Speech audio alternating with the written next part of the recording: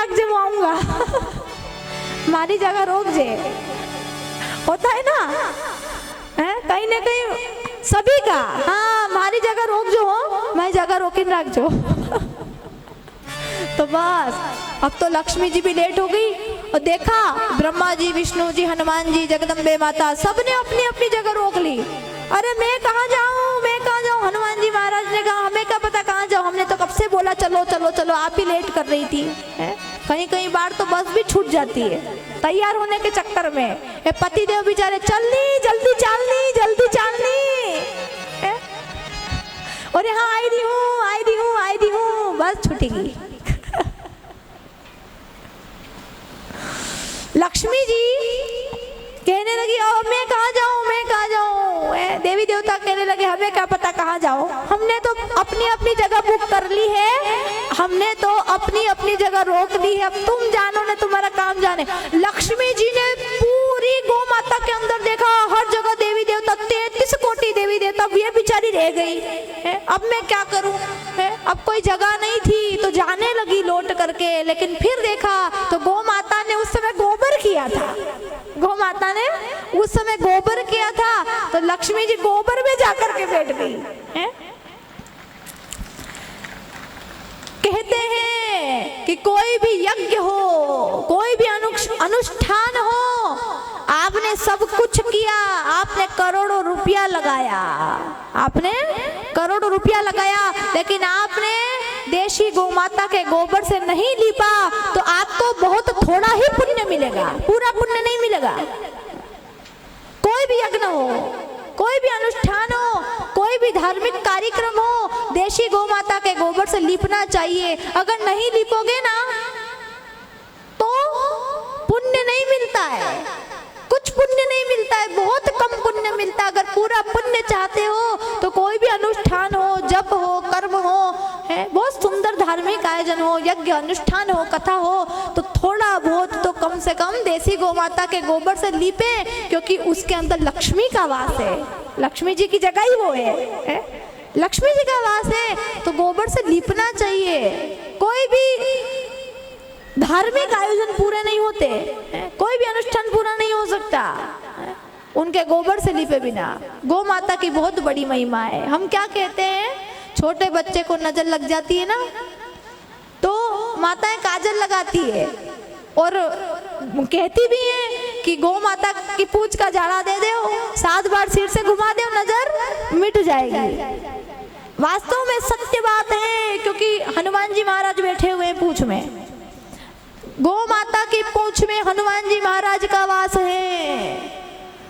साथ अगर किसी बच्चे को नजर लग जाए, आपको अगर शंका है, आपको डाउट है कि नजर लग गई है, तो देशी गौ माता की पूंछ से 7 बार झाड़ा दे दो, 7 बार पूंछ घुमा दो, नजर अपने आप छू मंतर हो जाएगी। ये है गौ माता की महिमा, जिनका गौमूत्र भी शक्तिशाली, जो कैंसर जैसी बीमारियों को मिटा देता है। अगर किसी को बहुत बड़ी बड़ी बीमारियां हो जाए ना, अगर बीमारियां हो जाए, डॉक्टर ना कर देना, तो मैं सच कह रही हूँ, व्यासपीठ से गारंटी देती हूँ कि वो बीमारी गौमूत्र के माध्यम से कट जाएगी। गौमूत्र के माध्यम से, गौमूत्र पी लेने से बहुत बड़ी बड़ी बीमारियों का नाश हो जाता है। क्योंकि मैंने जो अभी आपको कैंसर के बारे में बताया वो सत्य घटना बताई है। गौ माता की बहुत बड़ी महिमा है, बहुत बड़ी महिमा है, क्योंकि भगवान श्री कृष्ण भी गौ की महिमा को जानते हैं। वो भी गौ माता को चराने जाते थे, वो भी सब जानते थे, सब जानते थे। सोचो हमारे ऊपर कितना ऋण है, हमारे ऊपर कितना ऋण है। ये शास्त्रों ने हमको ज्ञान दिया। आप कर्जा चुका पाओगे? बताओ, कर्जा चुका पाओगे? आप नहीं चुका पाओगे। कितना ऋण है हमारे ऊपर। इन शास्त्रों का कितना बड़ा ऋण है कि हमें ज्ञान दे रहे हैं, लेकिन हमने कभी कर्जा नहीं चुकाया।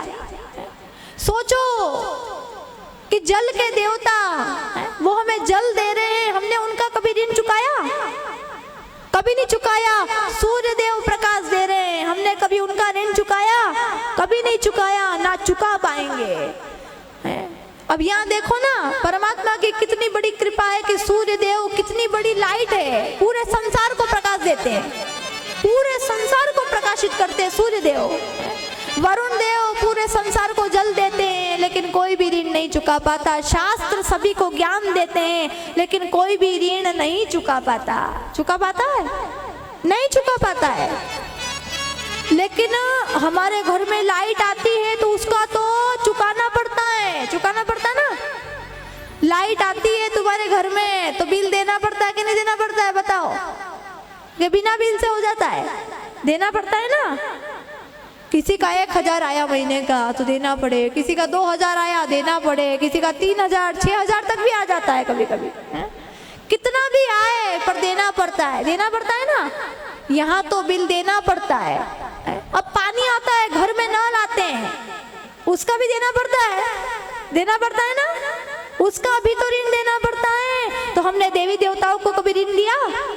कभी दिया? वरुण देव पूरे संसार को जल देते हैं, हमने कभी ऋण नहीं चुकाया। सूर्य देव इतनी बड़ी ट्यूबलाइट, पैसा लेते हैं क्या कि लाओ बिल भरो? कहा कभी उन्होंने? कभी नहीं कहा। लेकिन एक लोटा जल सूर्य भगवान को चढ़ाना चाहिए। जिसको तेज चाहिए वो सूर्य की आराधना करो, जिसको सुंदरता चाहिए वो चंद्र की आराधना करो, जिसको अच्छा वर चाहिए वो शंकर जी की आराधना करो, और जिसको सब कुछ चाहिए वो राम कृष्ण की आराधना करो। सूर्य भगवान इतनी बड़ी ट्यूबलाइट है, आप यहाँ बिल देते हो, उनको कम से कम एक लोटा जल ही चढ़ा दिया करो। कभी बेचारे ऋण नहीं मांगते हैं। एक लोटा जल चढ़ा दिया करो सूर्य देव को, तेजस्वी बनोगे।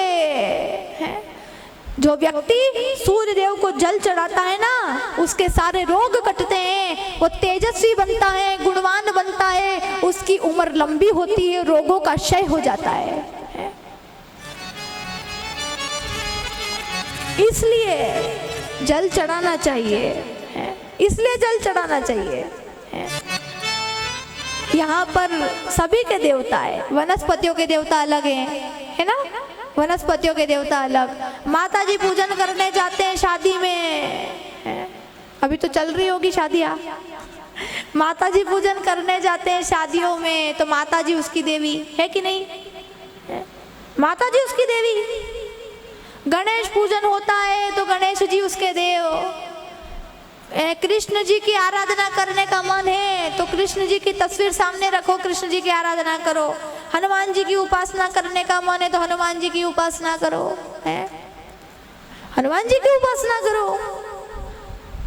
यहाँ पर जल के देवता भी अलग हैं। कहा जाता है देवाधीनम जगत सर्वम मंत्राधीनम च देवता। देवाधीनम जगत सर्वम, ये जगत देवताओं के अधीन है। ये जगत देवताओं के अधीन है, क्योंकि यहाँ हर चीज के देवता होते हैं, हर चीज के यहाँ देवता होते हैं ना। मंत्राधीनम च देवता। अब मंत्र पढ़ो तो देवता खुश होए, लेकिन माताओं का बहुत सुंदर मंत्र है। माताओं का बहुत सुंदर मंत्र है। माताओं को गीता के श्लोक नहीं आते हो तो बता दो। माताओं को श्लोक नहीं आते, विधि नहीं आती, लेकिन माताओं के लिए सबसे बड़ा मंत्र पता है क्या है? जो आप जागरण करती हैं, जो मंदिरों में जाकर के अमावस्या हुई, 11 हुई, अब भजन गाती है ना भजन, तो यही आपका सबसे बड़ा मंत्र कहा गया है कि बस आपको श्लोक नहीं आता, लेकिन आप मंदिर में जाकर के आप भजन गाती हैं। मतलब आप भजन गाती है तो मानो आप परमात्मा को मनाती हैं। आपके भजन ही मंत्रों का काम करते हैं कि आपके भजन मंत्र बनकर के परमात्मा के कान में जाते हैं।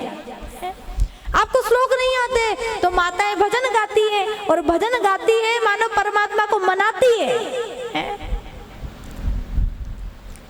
हनुमान जी महाराज परम कृपालु हैं, हनुमान जी महाराज परम दयालु हैं। हाँ, एक सुंदर कहानी याद आ गई, सब ध्यान से सुनना, सभी ध्यान से सुनना। एक सेठ जी मेला देखने गए, अब मेला देखने के चक्कर में मेले में इतनी भीड़ थी कि बेचारे की पत्नी खो गई। सेठा